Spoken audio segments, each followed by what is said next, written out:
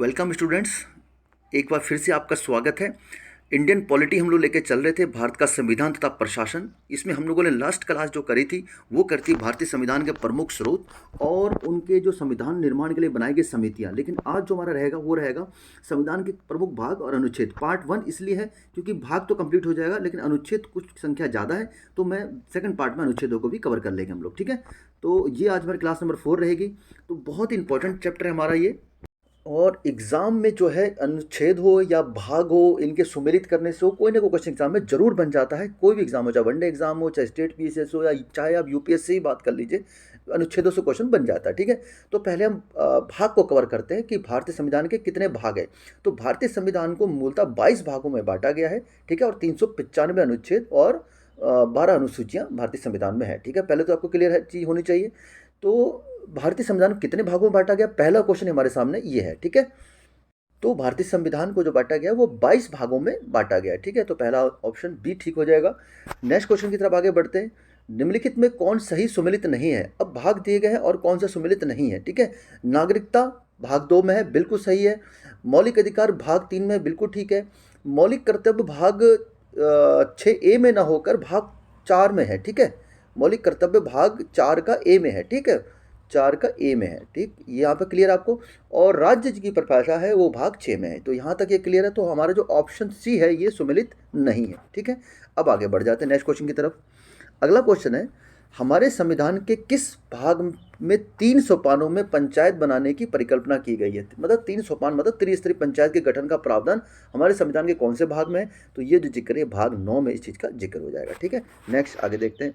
भारतीय संविधान का कौन सा भाग और अध्याय संघ और राज्यों के बीच विधायी संबंधों के बारे में है। केंद्र राज्य के विधायी संबंध कौन से भाग में है और कौन से अध्याय में। तो ये भाग 11 और अध्याय 1 में इसका संबंध हो जाएगा। ठीक है, ये सब आप जानते होंगे और आपका रिवीजन हो रहा है, ये मैं मान के चल रहा हूँ। ठीक है, निम्नलिखित में कौन सा युग्म सुमेलित नहीं है। ठीक है, तो संविधान का दूसरा भाग मौलिक अधिकार, ये पहला ही गलत हो गया। ठीक है, तो ठीक है, सही सुमेलित हमें देखना है, तो ये पहले गलत हो गया, ये भाग 3 में जिक्र है। संविधान का तीसरा भाग में तो मौलिक अधिकार जिक्र है, नागरिकता का दूसरे भाग में जिक्र है। संविधान का चौथा क भाग, ठीक है, मौलिक कर्तव्य, ये बिल्कुल सही है। ठीक है, ओके, यहाँ तक क्लियर है। तो ऑप्शन सी हमारा ठीक हो जाएगा। आगे देखते हैं, निम्नलिखित में कौन सुमेलित नहीं है। ठीक है, तो सुमेलित नहीं है वो देख लेते हैं। नागरिकता भाग 2 में है, बिल्कुल ठीक है।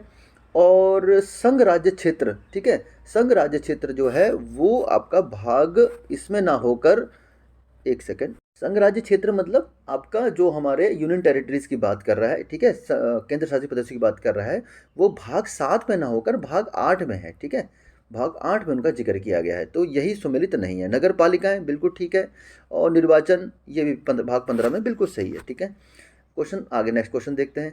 निम्नलिखित में कौन भारतीय संविधान के अंतर्गत सुमेलित नहीं है। ठीक है, जो कथन सुमेलित नहीं है वो हमें देखना है। ठीक है, तो देख लेते हैं।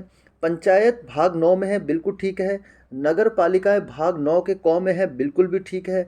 सहकारियां समितियां भाग 9 के ख में है, ये भी बिल्कुल सही है।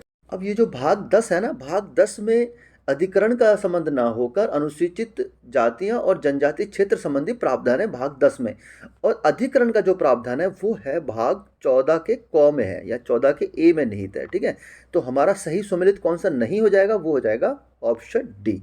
ठीक है, बहुत ध्यान से चलेगा, एग्जाम में इस प्रकार के क्वेश्चन बन जाते हैं। ठीक है, नेक्स्ट देख लेते हैं, निम्नलिखित में कौन सुमेलित नहीं है। ठीक है, तो नहीं हम देख लेते हैं। मूल कर्तव्य भाग 4 के क में है, बिल्कुल सही है। राज्य भाग 6 में है, बिल्कुल ठीक है। और भारत का महान्यायवादी अटॉर्नी जनरल की बात कर रहा है, तो ये भाग 13 में ना होकर ये भाग 13 में निहित नहीं है, ये भाग 5 के आर्टिकल नंबर 76 में निहित है, अगर आपने पढ़ रखा होगा अच्छे से। और संघ और राज्यों अधीन सेवा, ये बिल्कुल सही है। तो हमारा जो उत्तर हो जाएगा ये हो जाएगा भारत का महान्यायवादी, ऑप्शन सुमेलित नहीं है। ठीक है, यहाँ तक क्लियर है। आगे हम बढ़ जाते हैं इसी के साथ। सूची 1 को सूची 2 से सुमेलित करिए। ठीक है, सुमेलित कर लेते हैं। ये जो साइड में चीज़ें लिखी हुई इनको आप इग्नोर करेंगे। ठीक है, तो अब हम इनको सुमेलित कर लेते हैं। ठीक है, सुमेलित करने के बाद हमारा आंसर क्या निकल के आएगा वो हम देख लेंगे। ठीक है, तो संविधान का भाग 15 जो है वो निर्वाचन के संबंधी उपबंध करता है, ये मैच हो गया हमारा। संविधान का भाग 16, संविधान का जो भाग 16 है वो कुछ वर्गों के संबंध में विशेष उपबंध करता है। ठीक है, ये मैच हो गया। संविधान का भाग हमारा हो जाएगा 17, संविधान का भाग जो 17 है वो राजभाषा संबंधी प्रावधान करता है, और अंतिम जो भाग है भाग 18 ये करता है आपात उपबंध करता है। ठीक है, तो इस तरीके से हमने इसको मैच कर लिया। क्लियर है, कोई डाउट तो नहीं है आपको? अच्छे से आप इसको स्क्रीनशॉट भी ले सकते हैं और आंसर की तो आपको मिल ही जाती है बाद में। ठीक है, और इसके अनुसार जो हमारा ऑप्शन हो जाएगा ये डी ठीक हो जाएगा। ठीक है, आगे बढ़ जाते हैं नेक्स्ट क्वेश्चन की तरफ। भारतीय संविधान का भाग 16 संबंधित है। भाग 16 किस चीज़ से संबंधित है?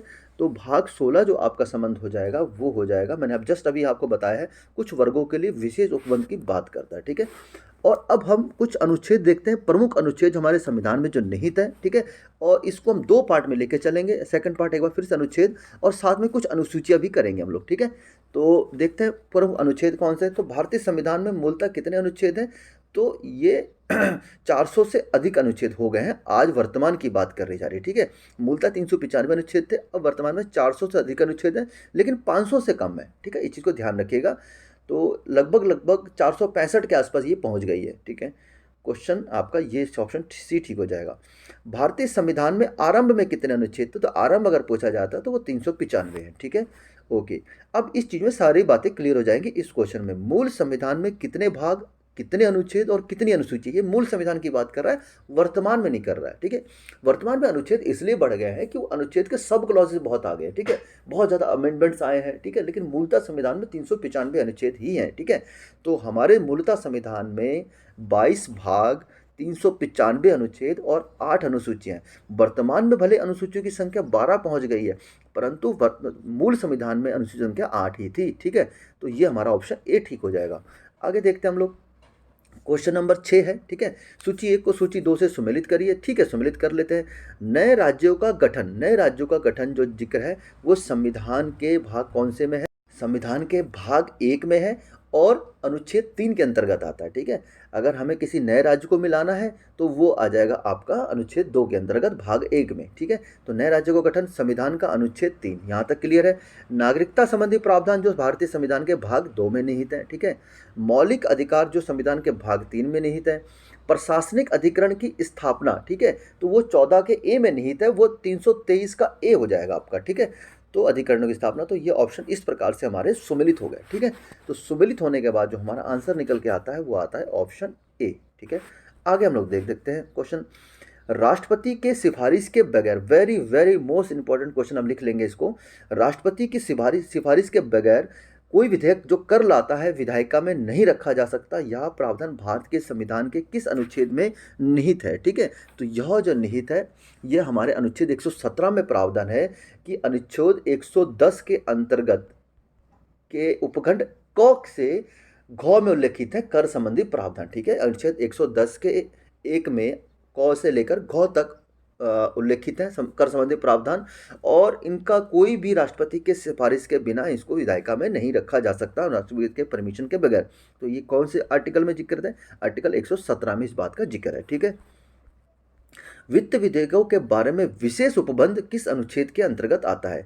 वित्त विधेयक के बारे में। ठीक है, तो वित्त विधेयक के बारे में जो विशेष उपबंध किया गया है वो किया गया है आर्टिकल 117 में। ठीक है, आर्टिकल 117 में किया गया है। ठीक हो गया, ओके। तो नेक्स्ट क्वेश्चन देखते हैं। निम्नलिखित में कौन सी जोड़ी और संस्था संविधान के अनुच्छेद सुमेलित है?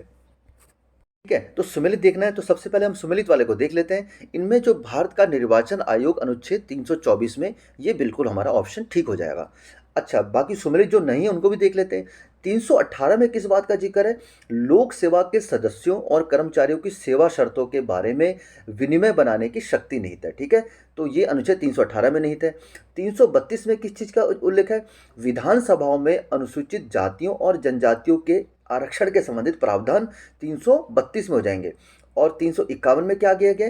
हिंदी भाषा के लिए, हिंदी भाषा के विकास के लिए निर्देश दिए गए हैं 351 में। ठीक है, तो इस प्रकार हमने सारे ऑप्शन देख लिए और सारे ऑप्शन को देख के भी हमें चलना होता है। तो ठीक है, तो ये था आज का हमारा अंतिम प्रश्न। कल हम फिर से एक बार अनुच्छेद और अनुसूचियों को लेकर आएंगे। अनुसूचियां और अनुच्छेद शायद अगले भाग पार्ट में भी ना कंप्लीट होगा, नहीं होगा तो एक और पार्ट हम उसके लिए लेकर आ जाएंगे। ठीक है, तो इस प्रकार हमारा ये पॉलिटिक आज का सेशन समाप्त होता है, और आप अच्छे से तैयारी करते रहिए, पढ़ते रहिए। ठीक है, और जल्दी से जल्दी अपनी सफलता को प्राप्त करिए, माता पिता का सम्मान करिए। ठीक है, और गुरुओं का आदर करिए। ठीक है, तो ठीक है, मिलते हैं नेक्स्ट वीडियो में। और आपके सहयोग के लिए बहुत बहुत धन्यवाद। तब तक के लिए जय हिंद।